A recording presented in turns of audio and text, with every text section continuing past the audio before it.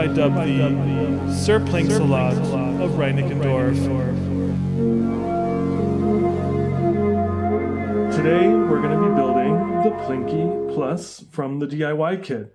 So usually I don't do these DIY videos on my channel, but I was so excited about the big Plinky Plus that I thought I would make a video of me putting it together. How fun is that? So I love the packaging, first of all. I love the stickers with these hieroglyph symbols that you find on the Plinky. So let's open it up and see what we've got. Oop. Beautifully packaged here. Looks like we've got everything in here that we need. Oh, and there's some goodies at the bottom. We've got this wonderful booklet here. Oh, it's the manual. Oh, awesome. Great to have a written manual. Some lovely stickers here by Plinky, which I'm sure I'll be putting on one of my cases. All right, let's get this box out of the way and some of this packaging and take out all of the parts. Okay, this is nicely wrapped in plastic. We've got knobs, all these little parts. Whoop, be careful with that. All the little nuts, the screen. This is for the battery pack. So I didn't buy a battery pack. I think I'm going to buy one and probably have to take this apart. And let's see what else we got here. Oh, look, it comes with a deck saver. Is that what this is? How do I get it out? Yeah, oh, beautiful. It's a deck saver to protect your Plinky. And look at that. It looks like it's already all put together, but I can see from the inside that it's not quite there yet. All right, let's get some of this packaging out of the way, and I'm going to put this deck saver in a safe space, and we can start building. All right, so already just looking at it, I love these giant pads. It's way bigger than the original Plinky, which is just 24 HP and actually fits in your Euro rack. And as much as I love that little Plinky, I think for performance and accuracy, this is going to be much nicer. All right, so I'm going to carefully take this off. Oh, it looks like we've already got some things attached there, or a little bit confused. Oh, I see. It's already, it's like the pin stuck in there, so I've got to really carefully pull that part off. Okay, so I've got the front panel, I've got the PCB, we've got the back panel here, and okay, more of these parts. I'm going to put these to the side, try to organize all my materials here a little bit. There's my screen, there are the 1/4-inch jacks, and here is my back panel. Okay, so now I'm going to be referring to the online build guide, and I've got my screwdriver and my little tweezers ready, actually 2 different kinds of screwdrivers just in case. I should probably mention here also that I am not a DIY expert. I'm really glad that this doesn't come with any kind of soldering, because my last DIY project didn't go so well. In the end, the synth worked, but it was a really rough road to get to that spot. So this looks like just actually putting things together, no soldering. I think I'm going to be good at this. So the first thing we need to do, actually the first thing it tells me to do is to make sure I have all the parts, but you know what, I'm going to trust the folks over at Making Sound Machines and just assume that all of the parts really are in here. So we start with attaching the back panel. So this is the back panel, and it attaches like so, I believe. Let's check our build guide. The back panel sits inside the case. Okay, good that I read the instructions. And we've got 4 short M3 screws that are inserted from the outside and held with the 4 silver hex nuts on the inside. Let's get those out. 4, and I'm going to put the rest of this back in that bag because I am known for losing these little tiny parts. It looks like there's a little washer in there. I'm sure we'll get to that. Then I'm going to get out 4 of those little screws. So I was one of the ones that pre-ordered the Plinky Plus. I'm on the Plinky Discord, and they kind of offered, because we all been asking about it ever since I saw this at Super Booth. I kind of fell in love with it. That's what led me to buy the small Plinky, and now I'm excited to be able to perform with the large Plinky. And I think this screwdriver head is not really the right size. This one, actually this little one, I think is going to do the trick. So they suggest holding the nut here with your hand while you screw in the other side. So I hope that I can do this because I can't really see from that side. Oh yeah, that's pretty easy. Getting that screw on there. So they did tell me on the forum that, on the Discord I mean, that for this particular nut you should have the corner facing upwards so that it fits the jacks. So I think we're going to get to that part later, but I'm going to make sure to have that corner of that nut facing upwards so that all the pieces fit properly in the end.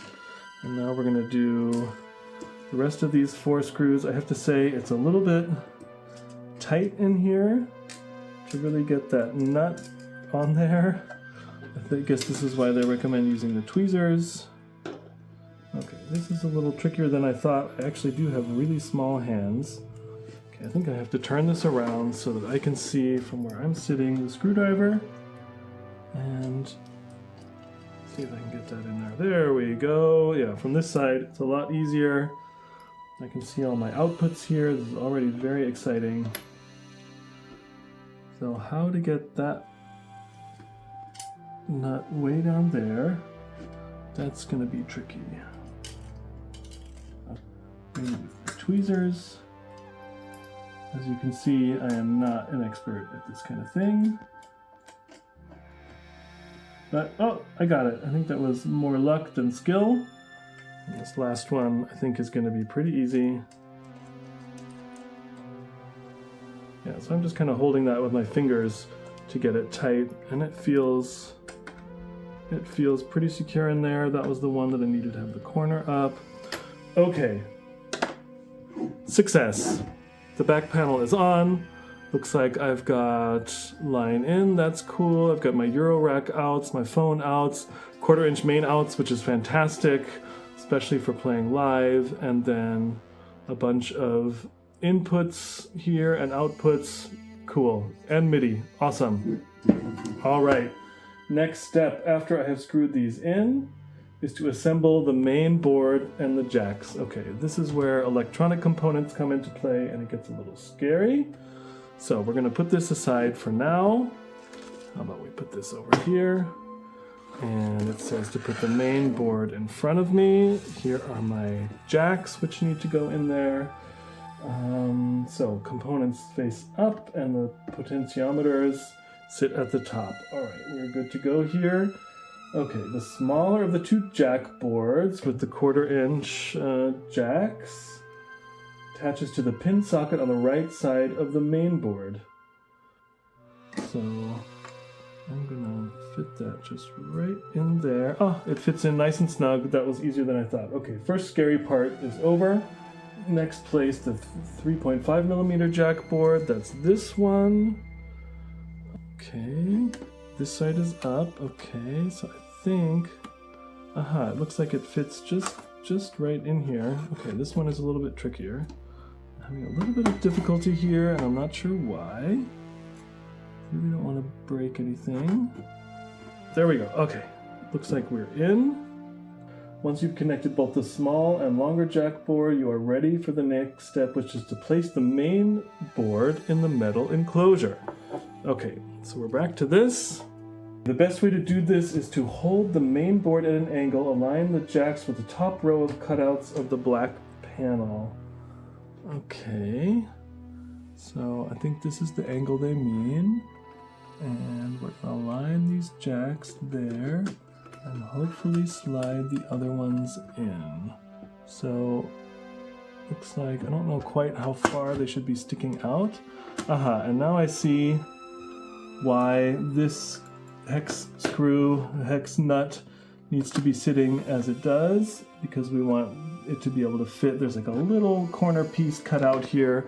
I'm not sure if you can see that, but it needs to be fit just right, and I think if the corner is out, it won't fit in. Actually, I'm not lined up here with these holes, so something is still not quite right.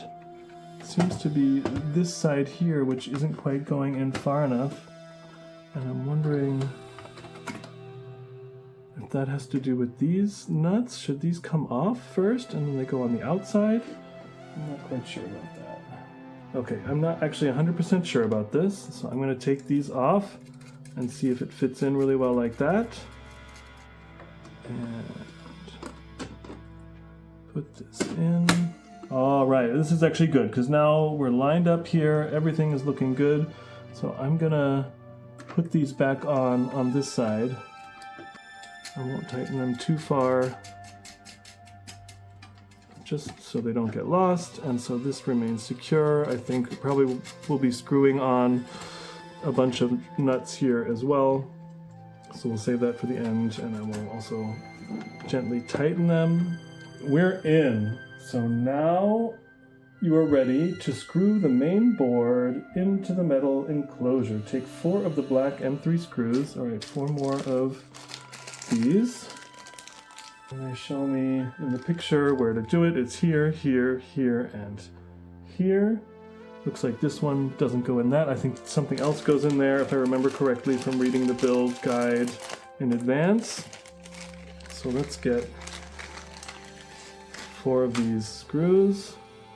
In the build guide pictures, they show getting all of the material out and laying it out so it's all ready, but I always find it easier to kind of keep it in the bag because otherwise you lose some. And see, I just lost one putting it into the bag, but I rescued it. I think that's the only one that fell down. Okay, so we get these screws in their little spots here.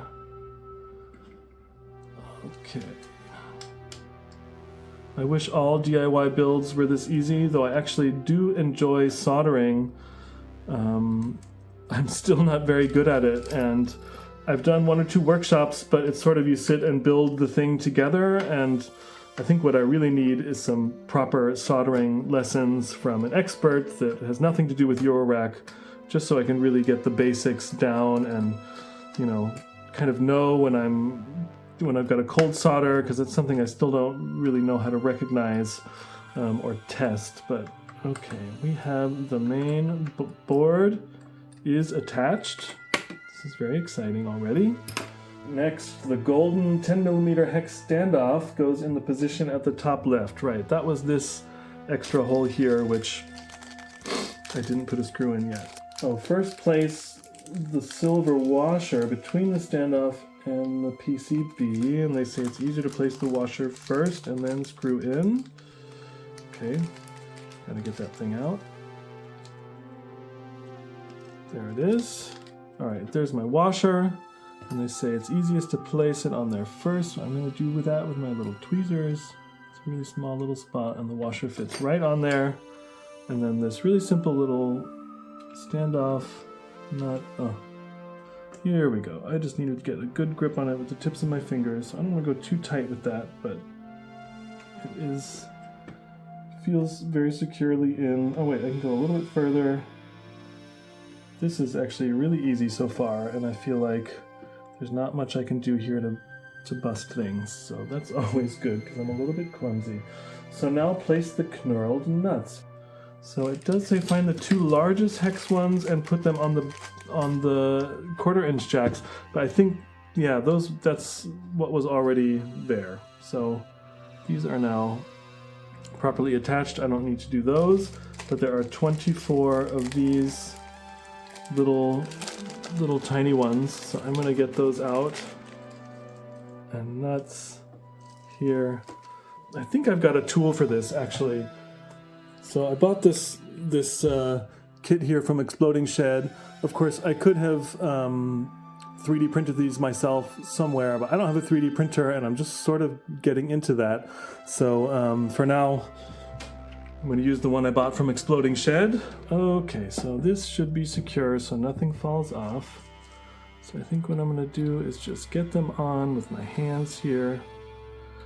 These are always so tricky. No, I already lost one.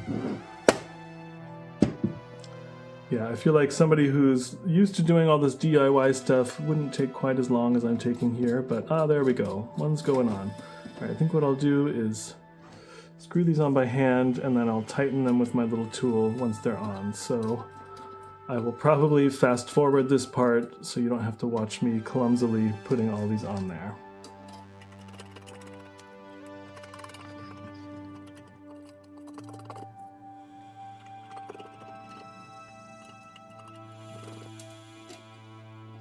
All right, and the last one. Finally. That's pretty easy. Okay, so it feels pretty solid. Something that I think the only thing I hear rattling around is that power button. All right, what's next? Place the OLED board. Oh, okay, this is where things get a little tricky again. Make sure the 3 pin headers on the OLED board align exactly with the sockets on the main board, and gently push the OLED board down into the sockets. Okay, I see my 3 headers, and I see the 3 headers here. Okay. Tricky to get this properly aligned, but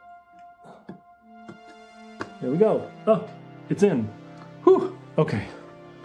It is in. First power up. So before placing the front panel, do a quick first power up. So I wasn't prepared for that. I need to go get a USB cable. Let's plug it in. Got a little blue light there, and let's turn it on. All right. So I'm getting a calibration menu. So now that I've confirmed that it's assembled correctly, I can move on to finish the build. So let's turn this off again. Remove the cable. Okay, now is the best time to remove the anti-scratch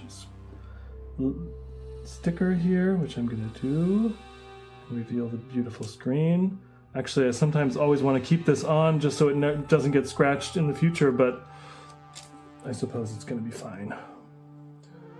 Okay, so if you intend to install a battery pack, then we jump to that chapter. So I'm not doing the battery pack right now, so I'm going to leave this out for now, and we'll see if I order another battery pack. If I do, I'll also show that part of the build in a separate video. But for now, let's move on. Place the front panel. Okay, looks like we're moving towards the end here. So we've got our front panel. Oh, I see. There are some headers here. Align the sockets and the headers so they match and push them down. Okay. Kind of just not really sure here how to see if they're aligning. I think I have to turn this around. So it's not quite going down here. Something seems to be misaligned or stuck. That actually looks really good. Aha. Okay, I mean, I think that's it. All right. Let's see. Make sure that it is sitting flush and aligns with the metal case. I'm looking here just at the screw holes. And, oh, okay. I snapped this in and now it looks even better. I think we're really good here. Check one last time that you remove the anti-scratch cover from the screen. I did. It's sitting over here, stuck to my desk. Okay, but it's not on there. Nice. Use the remaining 9 black screws and screw the front panel to the metal case. Okay, there are 9.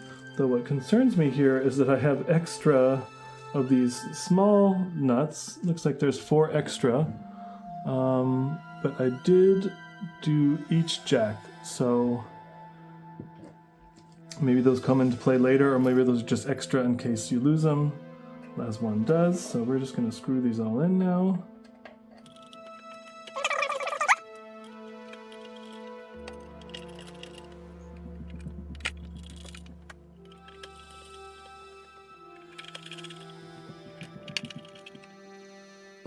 Okay, and the final screw goes in. At least I think that's the final screw. Let's count 1, 2, 3, 4, 5, 6, 7, 8, 9. All right.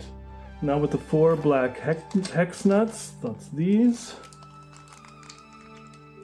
Secure the 3 poties and encoder to the front panel. Don't over tighten the screws and the nuts. Anything you can do by hand is perfect. Okay. Like that. Let's attach these down. Part's really easy. I like that they're black. And actually this panel here isn't really black. It's sort of a really dark slate gray, which is really nice. And I think the contrast between that color and the white printing is actually really good. And the final one goes in, screwing by hand. So it seems to be, they seem to forgot to tell you to put the knobs on, but I think I'm just going to go ahead and do that. I don't think there's anything else left to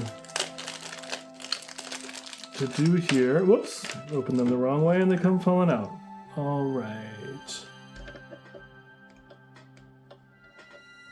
Wait a minute. This one, now it's on there and I can't get it off. So I've got 3 with the lines on them and 1 with no lines, and that goes for the encoder here, which freely turns around so you can choose parameters and all of that, and the ones with the little line go here. It's great that the Plinky Plus has a volume knob, which the previous Plinky didn't really have, so that also makes it really nice for live performance, that you can more easily set your levels on the Plinky Plus.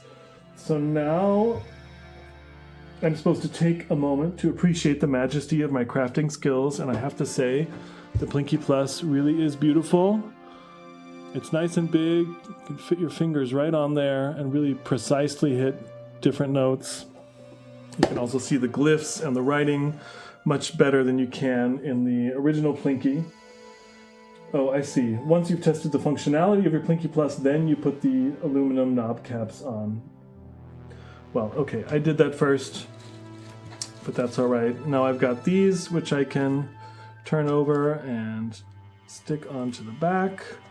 I don't know if there are spots for these, but I think I'm just going to do the corners here as best as I can. And the final one we're going to put here. And kind of stick those down. Oh, that feels very nice. Doesn't wobble around. Just sits really nicely on the desk. This is wonderful. So I've got this leftover part here, which looks like it's part of the battery kit. So I'm going to put that with the other stuff. I've also got 4 screws and 4 nuts left over. I'm assuming these are just extras in case you lose one, like you tend to do. So I'm going to put these back in here too. Replacement parts, or who knows when you need extra parts on a DIY kit. The rest of this stuff is kind of trash. And there's my Plinky Plus. So let's do the calibration.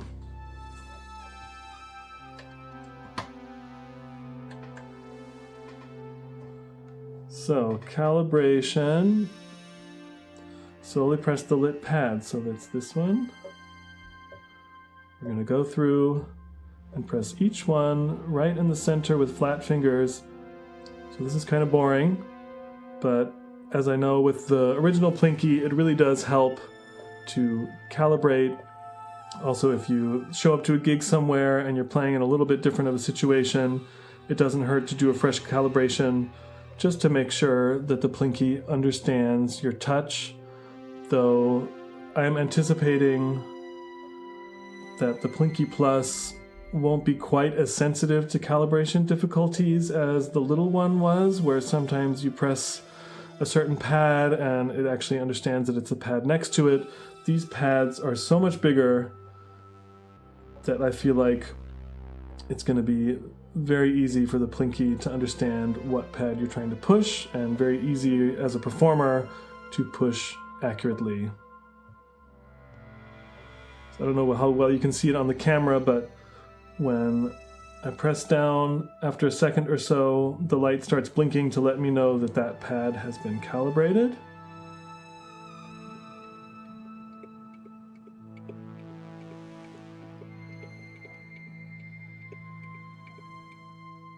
All right, Plinky is loaded, and look at this. I just love that this screen is so much bigger. That's another great thing. I know RJ on the Discord has been working really hard to fit as much information as possible on this little screen and still make it clear to read. He's done a really fantastic job. Just looking through this here. So I've got to get used to the new spots here. Here's where I can choose my patterns and... All right, so it looks like it's loaded up with actually the most recent firmware, which is actually a higher number firmware than I have on my original Plinky. So I'm gonna load this up with my firmware and then we'll do a test run. There's been a lot of discussion on the forum, on the Discord, with what the Plinky Plus should have been called. People were disappointed that it wasn't Plunky or Plonky, but I think my favorite name is Sir Plinksalot, so I hereby dub thee Sir Plinksalot of Reinickendorf. Let's get this loaded up with my presets and make some music. All right, so I've got my Plinky Plus loaded with my presets, which I'm very happy to say work great. It wasn't an issue at all to move them over. I've also put the original Plinky here that I have next to it, just so you can kind of see the difference. I mean, you can see how small these buttons are, and here you just have way more space to play with, a much larger display that you can look at. I know this is flickering on the screen right now. It doesn't do that in real life. I just cannot figure out how to set the FPS on my phone to make it not do that. At any rate, let's have a little jam.